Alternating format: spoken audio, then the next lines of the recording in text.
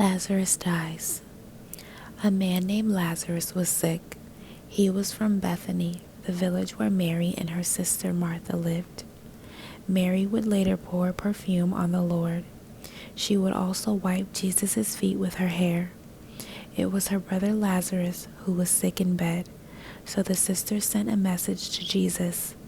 "Lord," they told him, "the one you love is sick." When Jesus heard this, he said, "This sickness will not end in death. No, it is for God's glory. God's Son will receive glory because of it." Jesus loved Martha and her sister and Lazarus. So after he heard Lazarus was sick, he stayed where he was for 2 more days. And then he said to his disciples, "Let us go back to Judea." "But Rabbi," they said, "a short time ago the Jews there tried to kill you with stones. Are you still going back?" Jesus answered, "Aren't there 12 hours of daylight?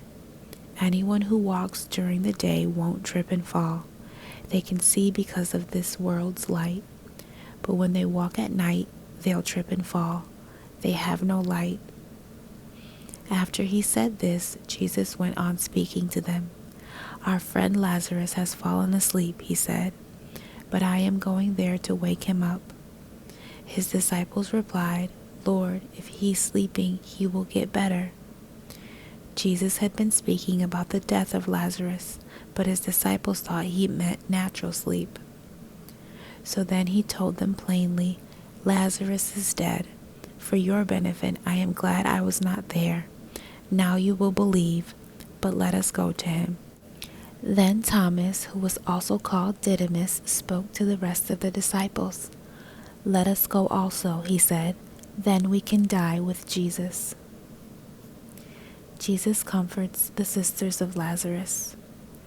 When Jesus arrived, he found out that Lazarus had already been in the tomb for 4 days. Bethany was less than 2 miles from Jerusalem. Many Jews had come to Martha and Mary. They had come to comfort them because their brother was dead. When Martha heard that Jesus was coming, she went out to meet him, but Mary stayed at home. "Lord," Martha said to Jesus, "I wish you had been here, then my brother would not have died. But I know that even now God will give you anything you ask for." Jesus said to her, "Your brother will rise again." Martha answered, "I know he will rise again. This will happen when people are raised from the dead on the last day." Jesus said to her, "I am the resurrection and the life. Anyone who believes in me will live even if they die. And whoever lives by believing in me will never die. Do you believe this?" "Yes, Lord," she replied. "I believe that you are the Messiah, the Son of God. I believe that you are the one who is supposed to come into the world." After she said this, she went back home. She called her sister Mary to one side to talk to her. "The teacher is here," Martha said. "He is asking for you." When Mary heard this, she got up quickly and went to him. Jesus had not yet entered the village. He was still at the place where Martha had met him. Some Jews had been comforting Mary in the house. They noticed how quickly she got up and went out, so they followed her. They thought she was going to the tomb to mourn there. Mary reached the place where Jesus was. When she saw him, she fell at his feet. She said, "Lord, I wish you had been here. Then my brother would not have died." Jesus saw her crying. He saw that the Jews who had come along with her were crying also. His spirit became very sad, and he was troubled. "Where have you put him?" he asked. "Come and see, Lord," they replied. Jesus wept. Then the Jews said, "See how much he loved him." But some of them said, "He opened the eyes of the blind man. Couldn't he have kept this man from dying?" Jesus raises Lazarus from the dead. Once more, Jesus felt very sad. He came to the tomb. It was a cave with a stone in front of the entrance. "Take away the stone," he said.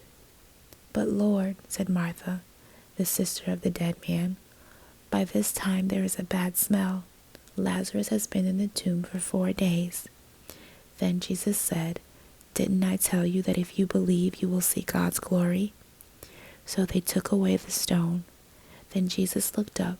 He said, "Father, I thank you for hearing me. I know that you always hear me, but I said this for the benefit of the people standing here. I said it so they will believe that you sent me." Then Jesus called in a loud voice. He said, "Lazarus, come out." The dead man came out. His hands and feet were wrapped with strips of linen. A cloth was around his face. Jesus said to them, "Take off the clothes he was buried in and let him go." The plan to kill Jesus. Many of the Jews who had come to visit Mary saw what Jesus did, so they believed in him. But some of them went to the Pharisees. They told the Pharisees what Jesus had done. Then the chief priests and the Pharisees called a meeting of the Sanhedrin. "What can we do?" they asked. "This man is performing many signs. If we let him keep on doing this, everyone will believe in him. Then the Romans will come. They will take away our temple and our nation." One of the Jewish leaders spoke up. His name was Caiaphas. He was high priest at that time.